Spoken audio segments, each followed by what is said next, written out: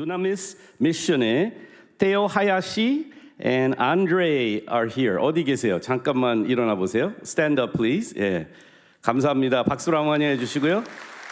한 분 인사했으면 좋겠는데요. Yeah, would you mind saying hello to our congregation?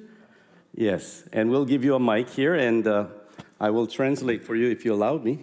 Yes, I don't speak. Yes, yeah, I don't speak any Portuguese, so Portuguese. English is fine. Okay, you can use this. Okay, yeah, because I think that's. Thank you. Well, good morning, everybody. 안녕하세요. I bring greetings from São Paulo, Brazil. 산파울로 브라질에서 여러분에게 인사드립니다. My name is Teo Hayashi. 테오 하야시라는 목사입니다. My family moved to Brazil from Japan to be missionaries for the Japanese immigration in Brazil. 우리 가족이 일본에서 브라질로 이민을 갔습니다. 브라질에 있는 일본계 브라질 사람들을 전도하기 위해서 선교사로 이민 간 가정입니다. And so I grew up in a church planting family. 교회 개척 사역을 가족이 하셨는데, And it's been a joy to see what God is doing in Brazil. 브라질에서 하나님의 역사가 일어나고 있는 것을 목격하였습니다. And that is going to the nations. 전 세계에 지금 복음이 전하고 있다는 사실을 간증합니다. It's a very special morning for me to be here with you. 여러분과 함께 예배드리게 돼서 영광입니다. Very impacted by the story and the testimony of your founder, Dr. Billy Kim. 설립하신 또 우리 원로 목사님 김장호 목사님의 이야기에 은혜를 많이 받았습니다. And to know that this that began in Korea is going to the nations. 한국에서 복음이 전 세계로 확산되고 있는 사실을 감사합니다. It's a huge testimony of the faithfulness of the Lord and also an encouragement for us, the young generation. 하나님의 성실하심과 또 저희 같은 젊은 전도자들에게 큰 격려 되시는 원로 목사님의 인생인 줄 믿으시면 아멘 하시기 바랍니다. So I honor your founder, I honor you as brothers in Christ. 여러분들 형제와 자매로 함께 할 수 있는 것을 기쁘게 생각하고 영광으로 생각합니다. I want to just finish off reading a quick scripture. Sure. 성경 말씀 여러분들과 함께 읽어드리고 싶습니다. Habakkuk chapter 2 verse 14. 하박국 2장 14절에 있는 말씀입니다. It says, "For the earth will be filled with the knowledge of the glory of the Lord, Go ahead, finish if you don't mind. as the waters cover the sea." I have to look for it. That's why. That's fine. 하박국 2장 what 14? 2:14, Yeah. yes. 이는 물이 바다를 덮음같이 여호와의 영광을 인정하는 것이 세상에 가득함이라. I believe this is a prophetic declaration over us today. 오늘 하나님 주시는 예언의 말씀이라고 믿습니다. And so I bring you greetings from the other side of the world. 지구 반대편에 여러분들에게 문안을 드리면서 And I'm here to be a witness to saying that the knowledge of the Lord is already covering the other side of the world. 반대쪽에도 여호와의 영광이 물이 바다 덮음처럼 지금 인정되고 있다는 걸 간증하고, And to be here with you worshiping the same God is very encouraging to me. 반대편 한 바퀴 돌아서 같은 여호와의 영광을 인정하는 분들과 예배드릴 수 있는 것을 기쁘게 생각합니다. Bless you. Thank you. 감사합니다. 오늘 우리에게 주신 하나님의 말씀은 누가복음 15장 25절에서 32절의 말씀입니다. 마다들은 밭에 있다가 돌아와 집에 가까웠을 때에 풍류와 춤추는 소리를 듣고 한 종을 불러 이 무슨 일인가 물은데 대답하되 당신의 동생이 돌아왔음에 당신의 아버지가 그의 건강한 몸을 다시 맞아들이게 됨을 인하여 살진 송아지를 잡았나이다 하니 저가 놓아여 들어가기를 즐겨 아니하거늘 아버지가 나와서 고난데 아버지께 대답하여 가로되 내가 여러 해 아버지를 섬겨 명을 어김이 없거늘 내게는 염소 새끼라도 주어 나와 내 벗으로 즐기게 하신 일이 없더니 아버지의 살림을 창기와 함께 먹어버린 이 아들이 돌아오매 이를 위하여 살진 송아지를 잡으셨나이다. 아버지가 이르되 예 너는 항상 나와 함께 있으니 내 것이 다 내 것이로되 이 내 동생은 죽었다가 살았으며 내가 잃었다가 얻었기로 우리가 즐거워하고 기뻐하는 것이 마땅하다 하니라. 아멘.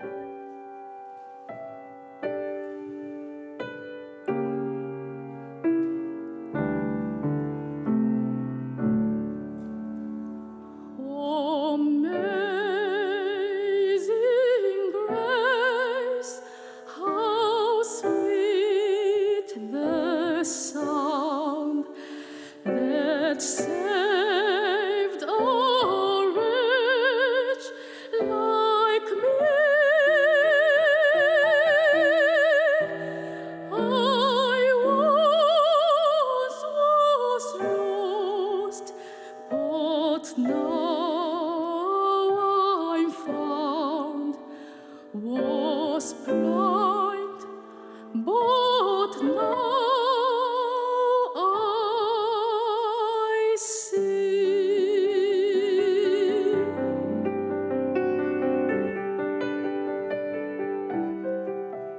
나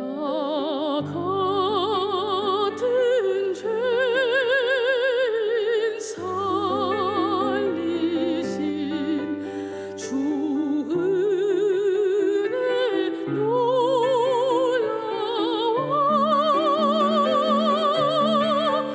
잃었던 생명 찾았고 광명을 얻었네.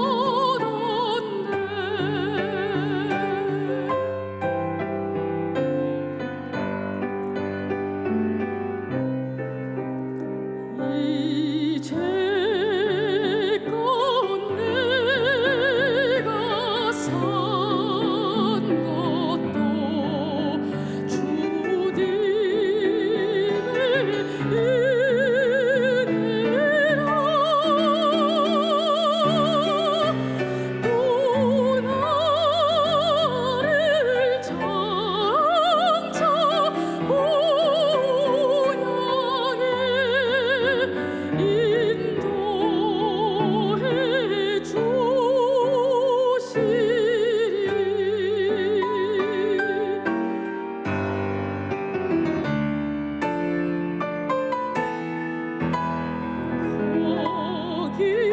거기서 우리 영원히 주님의 은혜로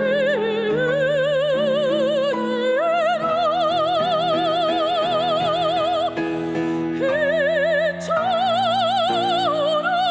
맑게 살면서 주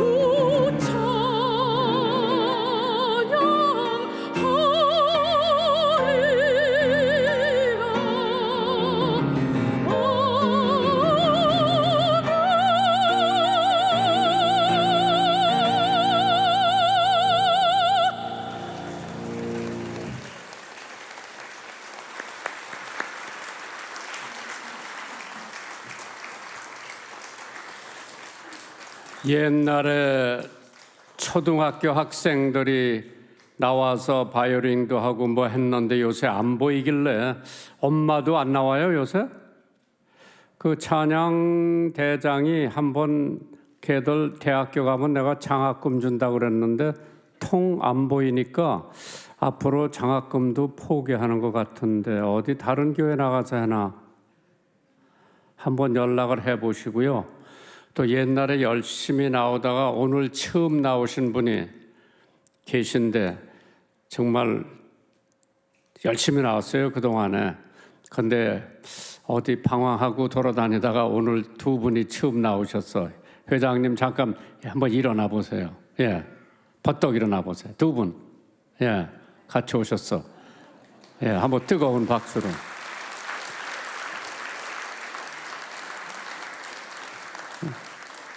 저쪽 구근물에서 모일 때 자주 나오셨는데 그동안에 못 나오셨는데 오늘 나오셔서 참 반갑고. I'm going to speak about the prodigal son today on Luke 15. So you could follow, wish you could speak Portuguese so I could, but I speak a little Japanese. 하야시 센세이, 고쿠로 사마 오겐키 desu ka? In March, I'm going to go to Japan, speak to Korean people in Japan. There are about 600,000 Korean people living in Japan. 그래서 내년 3월에 제가 일본에 가서 집회를 하는데 오늘 브라질로 이민 갔던 하야시, 보니까 일본 말이에요. 일본 아마 아버지 엄마가 일본 사람인데 브라질 가서 열심히 선교하는데 오늘 여기까지 와서 God bless you and I hope you have a great ministry. 저희 삼부자 부흥회를 여러 번 해봤어요. 저하고 요셉 목사하고 요한 목사가 하룻밤씩. 그러면은 어떤 사람이 아들이 둘이 있었고, 그러면 삼부자 부흥회에 나는 물론 아버지에 대해서 설교를 했을 거고, 요셉 목사는 동생에 대해서 설교를 했을 거고, 요한 목사는 형에 대해서 설교를 하지 않았나. 그러니까 하루 저녁씩 하니까 누가 무슨 설교를 했는지 잘 모르지만은 한 번은 요한 목사가 첫 번째 설교를 하고 요셉 목사가 두 번째 설교를 하는데, 야, 너 어저께 뭐 했어? 무슨 설교했어? 예화는 무슨 예화 들었어? 형, 내 테이프 사서 한번 들어봐. 안 가르쳐 주는 거예요.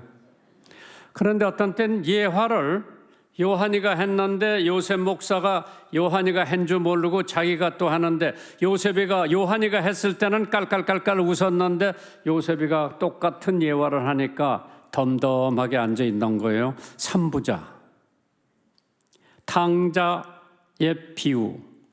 오늘 본문에는 말씀을 근거로 내 안에 탕자가 보이나 안 보이나. 오늘 제가 여러분들 앞에 시험 문제를 하나 내놓는데 큰아들, 둘째 아들 중에 누가 더 낫고 누가 더 나쁘다고 생각해요? 내가 한번 물어볼게요.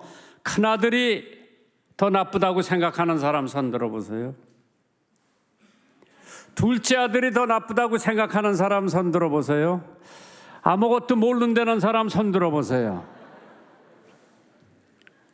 돌아온 탕자, 유년 주일학교 때부터 많이 들었던 얘기입니다.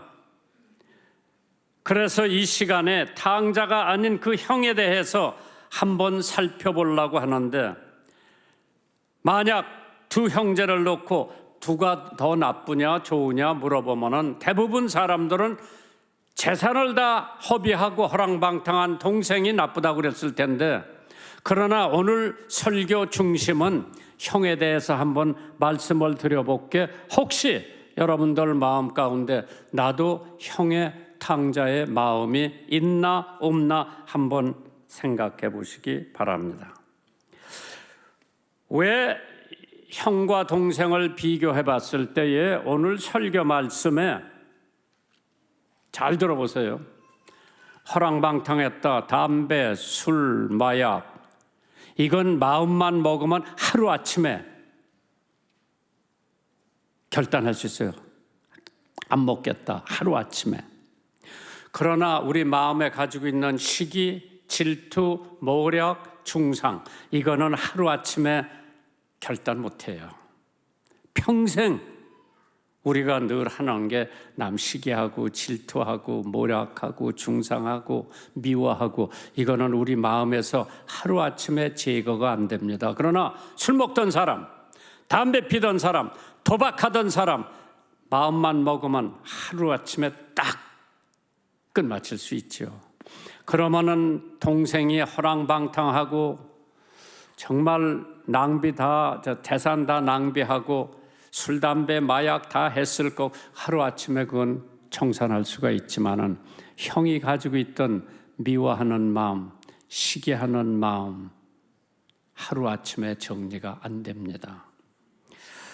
미국 클리블랜드 오하이오에 어떤 아버지가 아들, 딸 하나 데리고 있었는데, 하루는 아들은 16살, 딸은 14살. 이 두 아이가 19살 먹은 친구 하나에게 우리 아버지를 살해하면은, 죽이면은 돈 60불을 준다고 그랬어. 이 19살 먹은 아이가 총을 가지고 그 아버지한테 쏴가지고 그 자리에서 직사를 했어.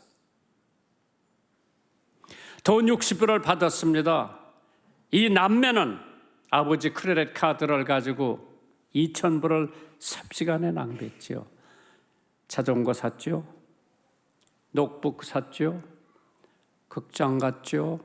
먹고 마시고 하는데 다 써버리고, 아버지 시체는 뒷방에서 썩어가고 있습니다. 부패되고 있습니다. 두 남매가 붙잡혀갔죠. 경찰에 조사를 받고 있는데 왜 아버지를 죽였느냐? 잘 들어보세요.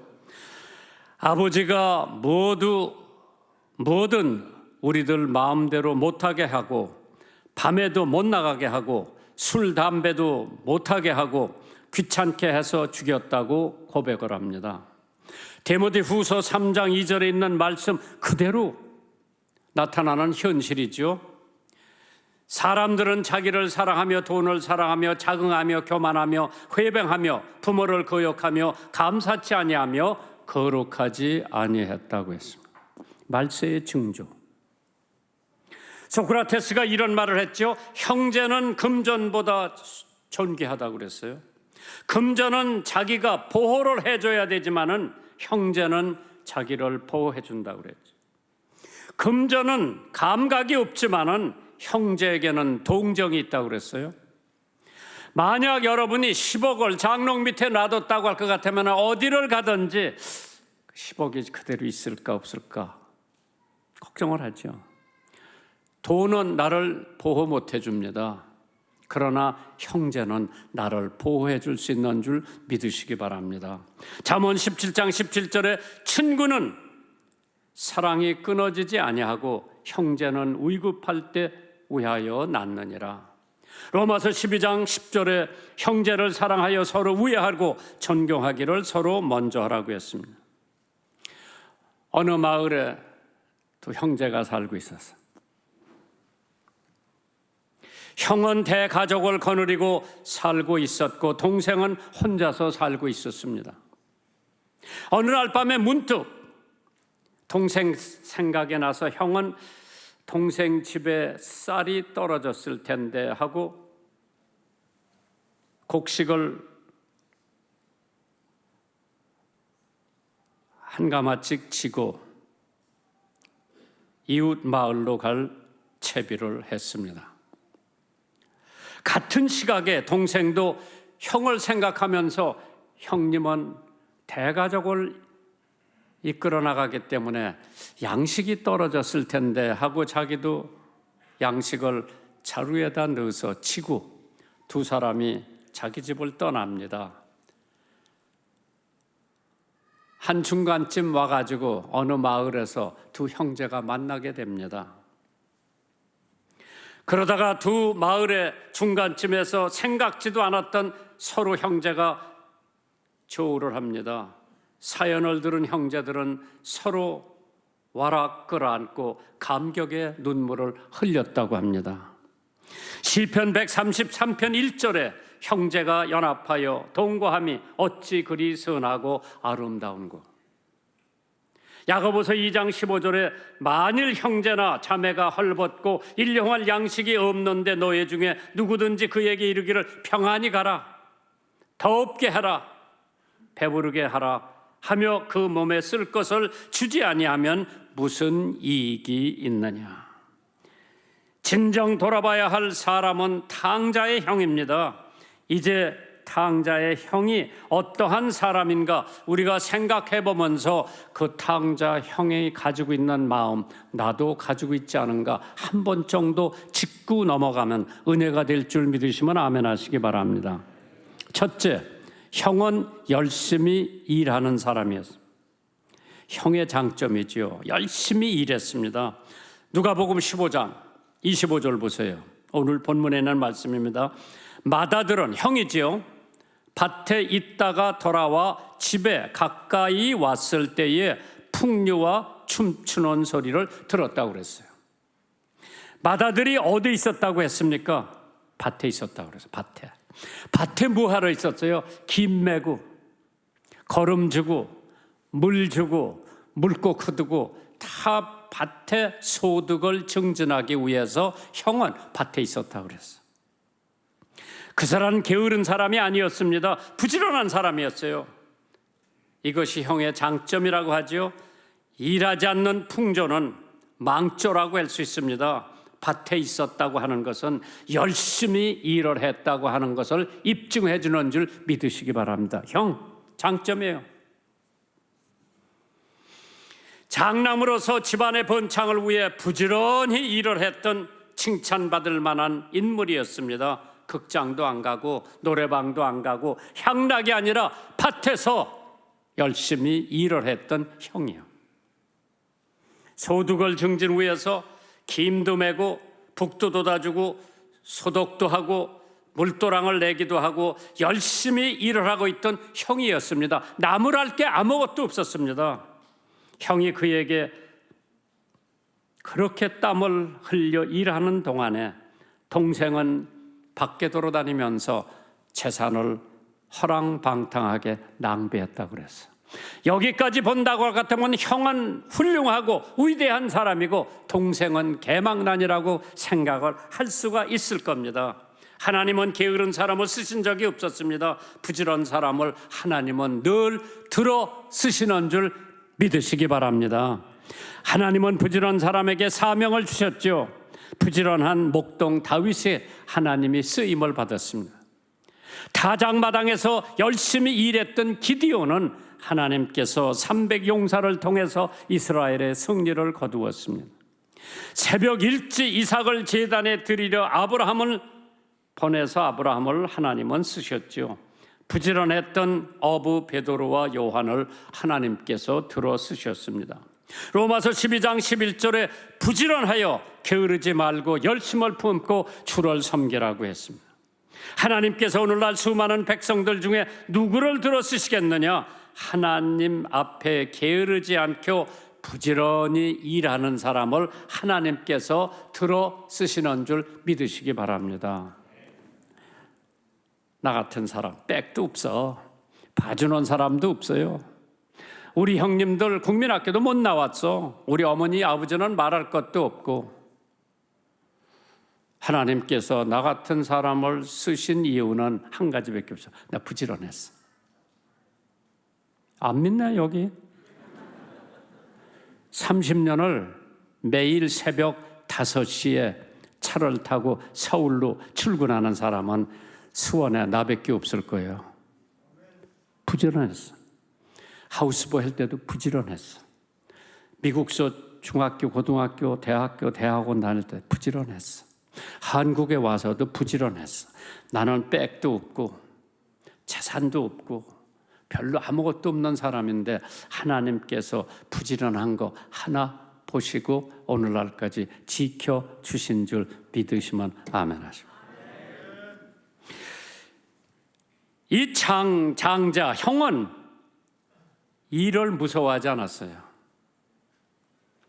어떤 사람들 보면 사람이 볼 때만 일하는 척하고 사람 안 보면 농땡이 부리는 사람들이 많이 있어요. 우리는 사람이 보든 안 보든 열심히 일하는 그 사람 하나님께서 들어 쓰시는 줄 믿으시기 바랍니다. 요즘 젊은이들은 손에 기름 때를 묻히기를 싫어한다고 되죠. 그래서 제조업 분야에는 늘 사람이 모자라서 서비스업은 일하려는 사람들이 넘친다고 합니다. 오늘 새벽 뉴스 들여다 보니까 해외로 나가는 우리 관광객들이 2000%가 넘는다고 해서 2000%. 그런데 일꾼을 못 찾는데요. 영국의 역사가 토인비는 일본 방문을 마치고 떠나는 환송장에서 앞으로 어떤 민족이 제일 잘 사느냐고 기자가 물어보니까 첫째는 근로, 일 잘하는 사람, 두 번째는 지성, 열심히 배우는 사람, 셋째는 협동 정신이 강한 민족이 잘 산다고 그랬어요. 일본이 바로 그 세 가지에 합당한 민족이라고 그러죠. 이 셋을 잘 갖춘 민족이 제일 잘 살 것이라고 말했습니다. 데살로니가 후서 3장 10절에 우리가 너와 함께 있을 때에도 너에게 명하기를 누구든지 일하기 시작하거든 먹지도 말게 하라 그랬어. 일하는 사람은 먹을 자격이 있지만은 노는 사람은 먹을 자격이 없다 그랬어. 칼라일이 노동이 없으면 안락도 휴식도 없다고 했습니다. 잠언 6장 9절에 게으른 자여 네가 어느 때까지 눕겠느냐, 네가 어느 때 잠에 깨어 일어나겠느냐, 좀 더 자자, 좀 더 졸자, 손을 모으고 좀 더 눕자 하면 네 빈궁이 강도같이 오며 네 곤핍이 군사같이 이르리라. 윈스턴 처칠, 세계 1차 대전, 2차 대전이 끝난 후에 그무 우리 영국 민족에게 남은 과제는 아직도 세 가지가 있다고 그랬어요. 노동, 땀, 피라고 그랬어요. 그것이 동력이 돼가지고 영국을 크게 발전시킨 줄 믿습니다. 그렇기 때문에 잠언 10장 4절에 손을 게으리 놀리는 자는 가난하게 되고 손이 부지런한 자는 부하게 된다고 그랬어요. 탕자 형은 노동이나 일에 대해서 꾀를 부리지 않고 새벽부터 밤까지 동생은 재산을 탕징했지만은 자기는 가정의 부를 위해서 열심히 수고하고 노동을 해서 그때까지 형을 보면 훌륭한 사람이에요. 나무랄 거 없는 사람인데, 세 번째로 그는 장남이리소의 책임에 충실했습니다. 누가복음 15장 29절이요. 아버지께 대답하여 가로되 내가 여러 해 아버지를 섬겨 명을 어김없었거늘 내게는 염소 새끼라도 주어 나와 내 벗으로 즐겁게 하신 일이 없었더니, 탕진하고 돌아온 동생에게는 살찐 소를 잡아서 파티를 했습니다. 새벽에 일어나서 주어진 책임에 조금도 게을르지 않고 충실히 일을 했던 형, 말씀을 어긴 적이 없는 착한 아들이었습니다. 아버지의 명을 어김이 없었거늘. 우리가 살다가 보면 아버지 명령 어길 때가 들어있죠.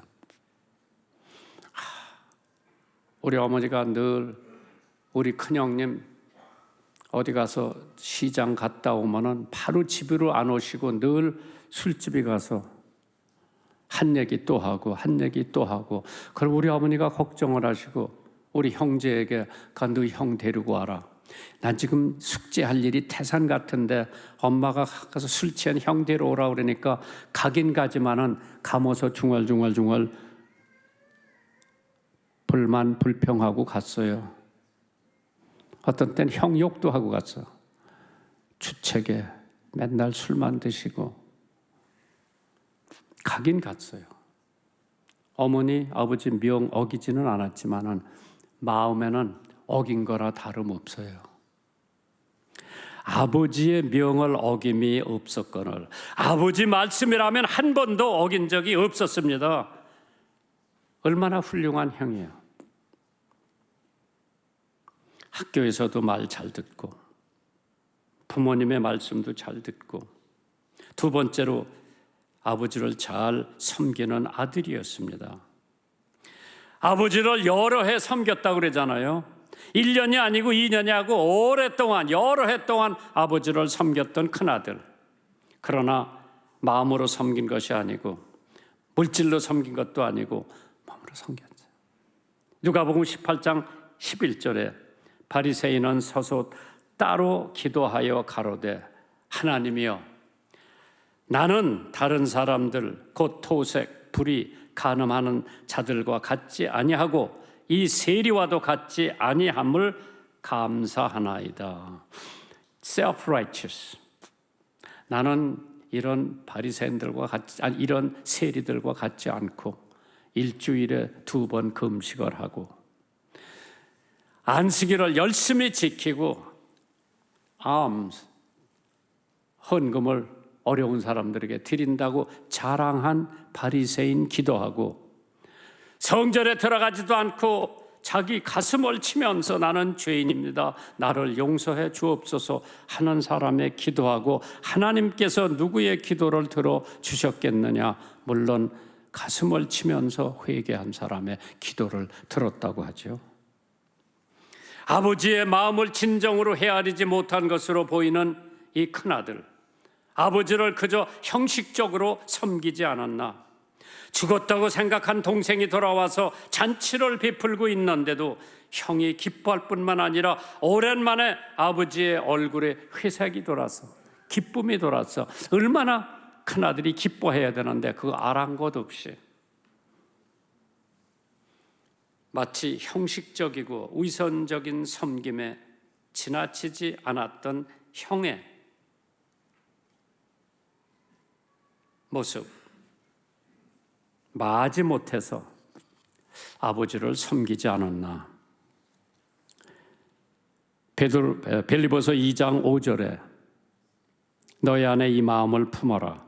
곧 그리스도의 예수의 마음이니 그는 근본 하나님의 본체이시나 하나님과 동등됨을 취할 것으로 여기지 아니하시고 오히려 자기를 비어 종의 형체로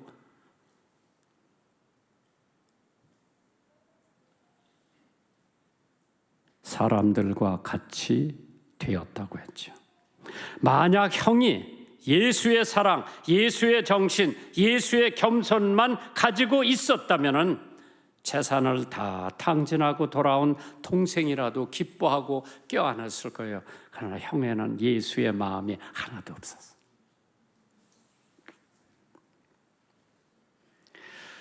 하나님께서 마태복음 20장 28절에 인자가 온 것은 섬김을 받으려 함이 아니라 도리어 섬기려 하고 자기 목숨을 많은 사람의 대속물로 주려 함이니라. 두 번째 대목이 있다면 형은 그릇된 가치관의 소유자라고 그랬어요. 가치관이 완전히 그릇돼 있어요. 누가복음 15장 29절이요. 아버지께서 대답하여 가로되 내가 여러 해 아버지를 섬겨 명을 어김이 없거늘 내게는 염소 새끼라도 주어 나와 내 벗으로 즐기게 하신 일이 없더니. 형은 사리 사욕에 잡혀 있던 사람이지. 나와 내 벗. 동생 알한 것도 없죠. 아버지도 알한 것도 없고 나와 내 친구에 대해서는 한 번도 염소 새끼도 잡아주지 않았다. 아버지가 그토록 기다렸던 동생이 돌아왔는데 또한 아버지가 그렇게 기뻐하시는데 형은 지금 자신을 위해 한 번도 잔치를 베풀어 주지 않은 것을 놓고 불평을 토로합니다.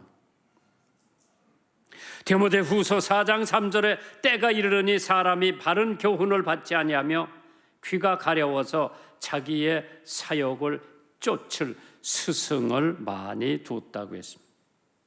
피부치 동생, 오래간만에 방황 끝에 거지꼴이 되어 돌아온 안중에도 없는지 자기와 자기 친구들만 생각하고 있었지.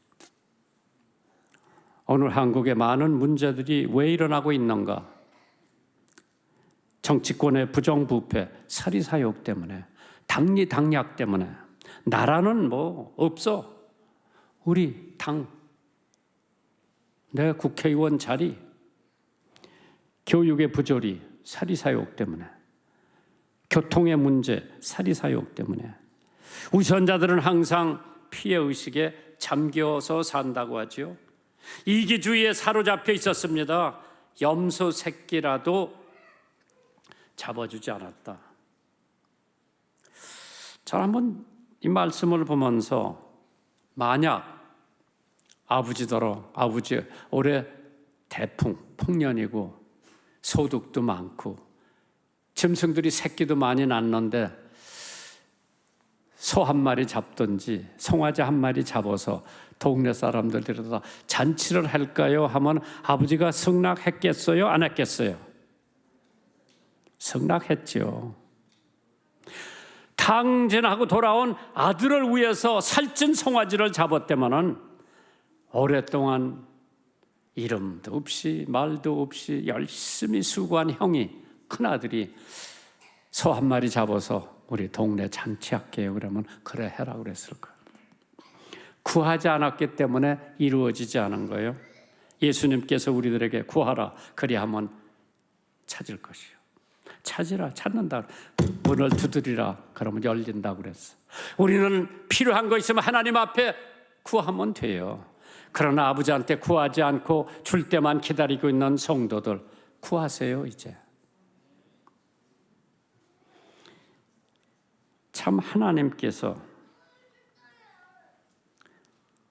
요한복음 16장 24절에 지금까지 너희가 내 이름으로 아무것도 구하지 아니하였으나 구하라 그리하면 받으리니 너희의 기쁨이 충만하리라. 그동안 형은 아버지께 구하지도 않았습니다. 우리가 하나님 앞에 구하지도 않는다면 하나님께서 구하는 사람들의 기도를 응답해 주시기 바쁘셔서 구하지 않는 사람들은 뒤로 처질 거예요. 사리사욕은 사사로운 이익을 내서 욕심하는 거라고 그러고, 이기주의는 모든 일을 자기의 마음대로만 하는 거, 자기 이익, 쾌락, 주장만을 만족시키려는 주의가 이기주의라고 그랬죠. 남을 위해 살고 남이 잘 되는 것을 기뻐하고 남이 잘 되도록 기도할 수 있는 믿음, 얼마나 중요한가. 저는 이 설교를 준비하면서 어느 책을 읽어보니까 이런 얘기가 있어. 복음을 전하기 위해서 성경을 배포하는 사람도 있고, 전도지를 전하는 사람도 있고, 설교를 하는 사람도 있고, 방송에 시간을 사서 전도하는 사람도 있는데, 애러바마주에 피어스라고 하는 목사님이 계신데, 그 목사님이 위스키병 다 마신 위스키병을 걷어가지고 3만 개 병에다가 성경 구절 말씀을 적어서 넣어서 뚜껑을 닫아서 강에다 띄었대요. 참 묘한 전도 방법이지. 그 병이 물을 타고 떠내려가서 어디에는 강가에도 도착하고 어디에는 바다 항구에도 도착을 했는지 잘 들어보세요. 그 병들이 여기저기 돌아다니면서 3만 개 위스키 병에다가 귀한 성경 말씀 메시지를 담은 병들, 해변을 따라다니고 누구든지 그 병을 발견하면 그 안에 있는 성경 구절을 읽어보고 다시 집어넣고 닫고 또 떠내보는데, 위스키 병 메시지를 읽은 사람들이 피어스 목사님에게 보낸 회신만 6만 통이라고 그랬어요. 6만 통. 모두 29개 주와 8개국에서 온 편지들이었어요. 그 중에 어떤 편지는 내가 성경 말씀을 읽고 예수를 영접하고 믿는 사람이 됐고, 어떤 사람은 내가 예수 믿다가 실망해서 교회 안 다니는데 그 성경 구절 읽고 다시 교회 나가기로 결심했다고 하는 사람 편지가 6만 통이 왔다고 그러죠. 주님의 복음을 전하는데 이와 같은 기발한 아이디어가 있을 것이고, 뒤어보낸 메시지가 잘 읽히도록 끊임없이 기도가 뒤따랐을 것이니 풍부한 열매를 맺지 않을 수가 없습니다. 사도행전 5장 42절이요. 저희가 날마다 성전에 있든지 집에 있든지 예수는 그리스도라 가르치기와 전도하기를 쉬지 않았다 그랬어요. 마지막 대목이 있다마는요, 형은 그릇된 태도의 소유자였어요. 그의 태도가 다 그릇됐어. 누가복음 15장 28절이요. 저가 노하여 들어가기를 즐겨 아니하거늘 아버지가 나와서 들어오라고 권했다고 그랬어요. 태도, 무슨 태도냐? 아버지에 대한 태도를 한번 볼까요? 판단력 상실로 인정이 되는데 살림을 창기와 함께 먹어버린 동생, 아버지의 살림을 창기와 함께 먹어버린 이 아들이 돌아오매 이를 위하여 살찐 송아지를 잡으셨나이다. 아버지에 대한 비판, 아우에 대한 비판, 먼저 아들이 해버렸어요. 마태복음 7장에 이런 말씀이 있죠. 비판을 받지 아니하거든 비판하지 말라. 너의 비판하는 비판으로 너희가 비판을 받을 것이요 너의 헤아리는 그 헤아림으로 너희가 헤아림을 받을 것이라. 두 번째, 오만 불손한 것이 가득 차 있다고 그래서 아버지가 나와서 들어가자고 권면한데도 싫다고 거절을 했어. 얼마나 교만하고 얼마나 오만불손했으면 아버지가 그렇게 들어오라고 권면하는데 안 들어가는 큰아들, 행여나 여러분들 마음속에 그 형의 탕자의 마음이 있는 거예요. 누가복음 15장 28절 저가 노하여 들어가기를 즐겨 아니하거늘 아버지가 나와서 들어가자고 권면하는데, 그렇게 명령 순종하던 아들이 이번 사건에 집에 들어가기를 꺼려하고 아버지가 직접 나와 아들을 설득합니다. 아담이 죄를 졌을 때 아담이 하나님을 찾아간 게 아니라 하나님이 아담을 찾아갔어요. 잘 들어보세요. 우리가 하나님 찾아간 게 아니라, 여러분 생각에는 내가 하나님 믿었다는, 하나님이 여러분을 찾아오신 거예요. 다윗이 죄를 졌을 때에 다윗이 하나님한테 간 게 아니라 하나님이 나단을 통해서 다윗을 찾아오셨어.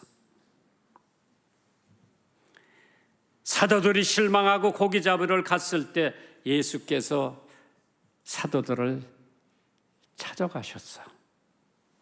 바닷가에 뭐 좀 잡았느냐?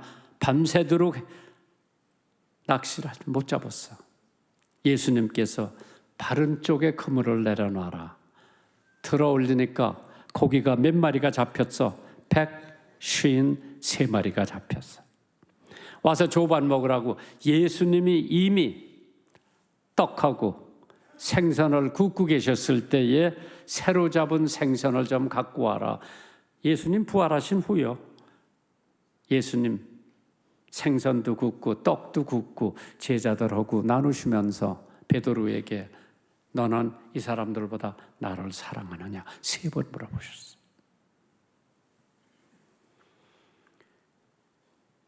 아우에 대한 태도를 보세요. 아버지의 태도는 그렇다 하더라도 아우에 대한, 동생에 대한 태도, 노했다고 그랬어. 화가 났다고 그랬어. 누가복음 15장 28절이죠. 저가 노하여, 왜? 동생에 대한 화가 나가지고 들어가기를 즐겨 아니하거늘 아버지가 나와서 권했다. 시편 37편 8절에 분을 그치고 노를 버리고 불평하여 말라 행하게 치우칠 뿐이니라. 잠언 16장 32절에 노하기를 더디하는 자는 용사보다 낫고 자기 마음을 다스리는 자는 성을 뺏는 자보다 낫다고 그랬어요.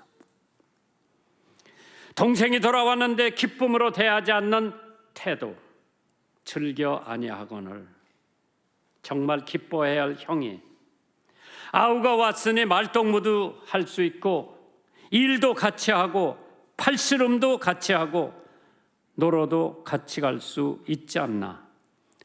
얼마나 좋겠어요. 죽었던 동생이 살아왔다. 야, 팔씨름 한번 해보자. 같이 고구마도 구워 먹고 얼마나 좋아.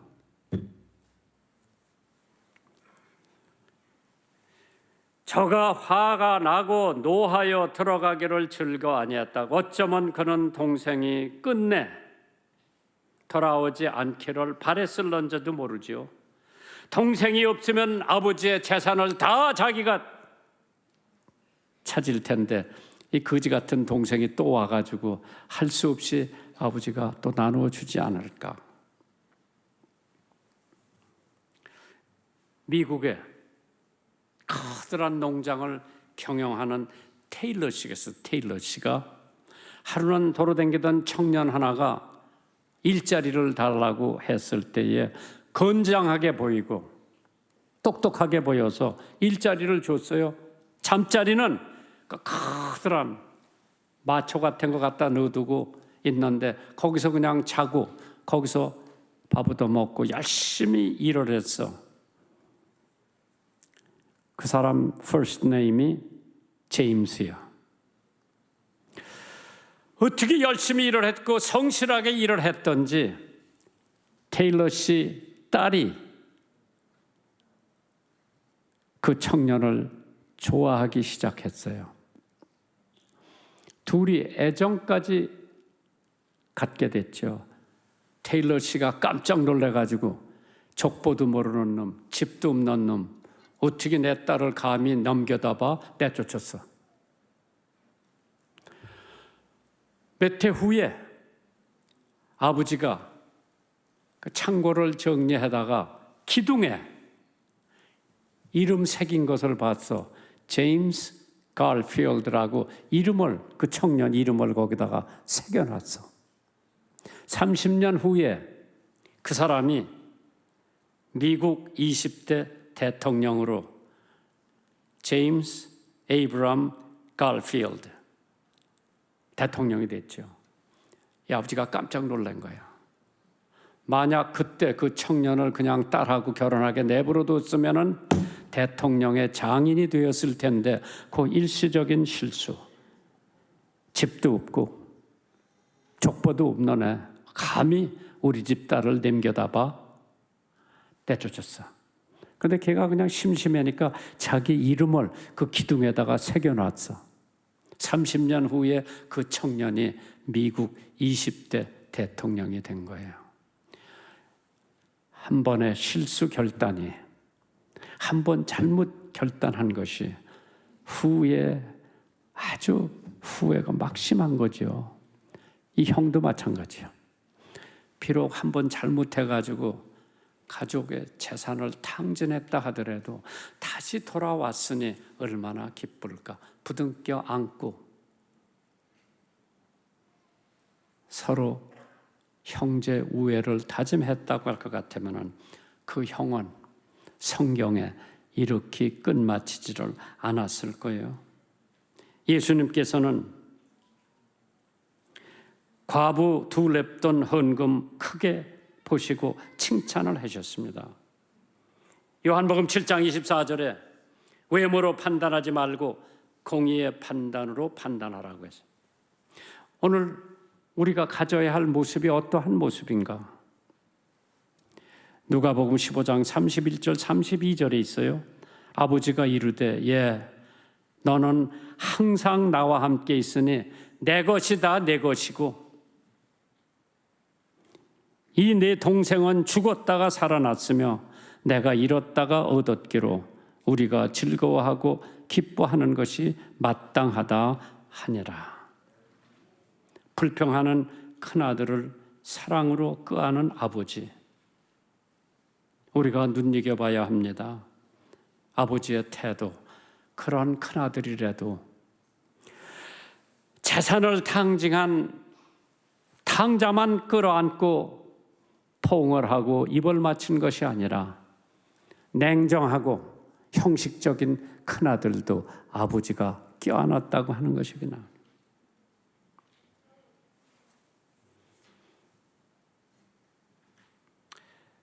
큰아들을 껴안은 아버지나 탕자가 돌아올 때 달려가서 냄새가 나는 그 탕자를 껴안은 거나. 누가복음 15장 20절에 이런 말씀이 있어요. 이에 일어나서 아버지가 돌아가니라. 아직도 상거가 먼데 아버지가 저를 보고 측은히 여겨 달려갔다 그랬어. 목을 껴안았고 입을 맞췄다 그랬어. 돼지 혈액간에서 일하던 탕자예요. 냄새 나요 안 나요? 그 아들을 껴안고 입 맞췄다고 하는 것은 사랑의 증표야. 홍 장로님, 거기는 아들이 없지 딸만 있지?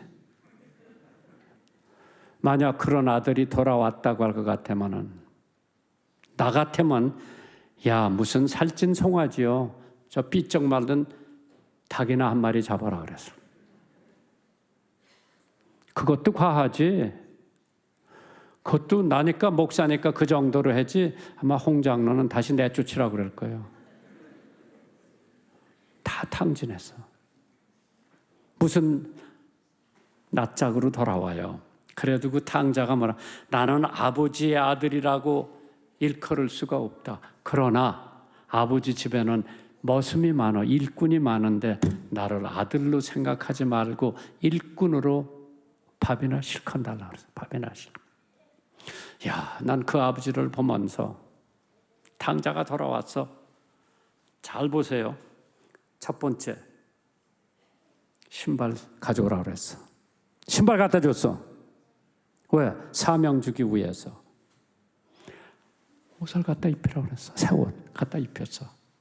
의로운 의복이 없이는 천당에 못 가지요. 반지를 가락지를 끼워주라고 그랬어. 그 당시에 가락지는 도장이나 마찬가지요. 이제 재산권을 행사할 수 있도록 바지까지죠.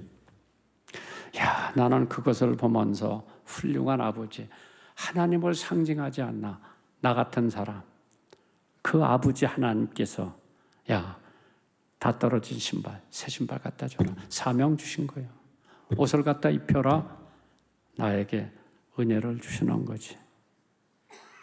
나는 그런 것을 보면서 야, 하나님께서 내가 죄를 짓고 방황하다가 도로댕기다 다시 하나님 앞으로 오면은 하나님께서 나를 받아주신다고 하는 하나의 예화로 오늘 하나님께서 탕자의 비유를 들려주셨는데, 행여나 내 마음속에 형과 같은 태도가 있지 않은가 한 번 정도는 생각해야 되지 않나.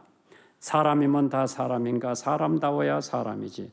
탕자의 아버지 같은 사람이 다 되시기를 주님의 이름으로 축원합니다. 여러분들이 준비하신 헌금 하나님 앞에 봉헌하시겠습니다.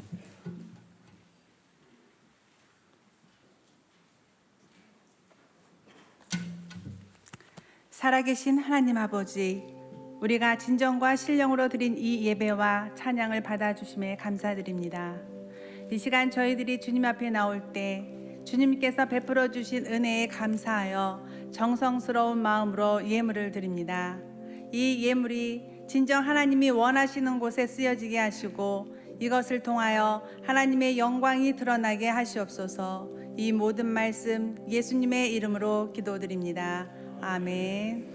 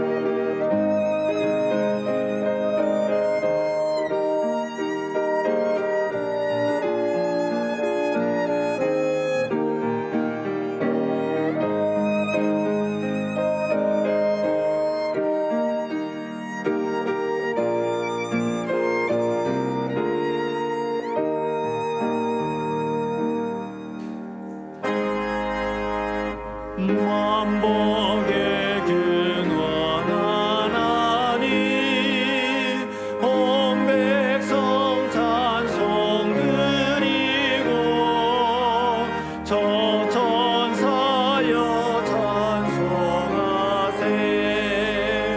찬송 성부 성자 성령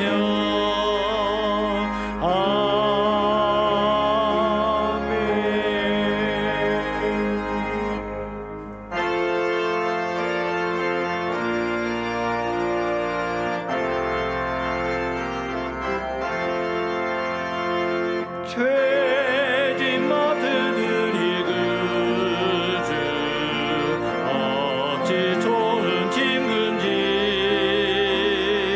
걱정 근심을 가은지 우리 주께 맡기세.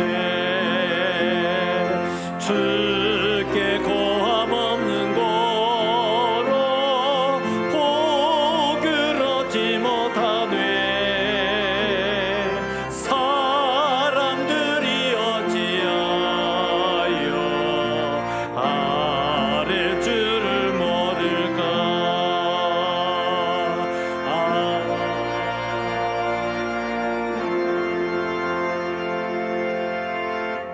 이제는 우리 주 예수 그리스도의 은혜와 하나님 아버지의 크신 사랑하심과 성령님의 감동, 감화, 교통, 교제하시는 역사가 이제 아버지의 마음을 알아 주님께로 돌아오고 우리의 모든 마음을 들여 주께로 달려나가기를 원하는 모든 주의 권속들 머리머리 위에 저들의 가정과 저들의 모든 사업 도전 위에 이제로부터 영원토록 함께 하시기를 간절히 축원하옵나이다.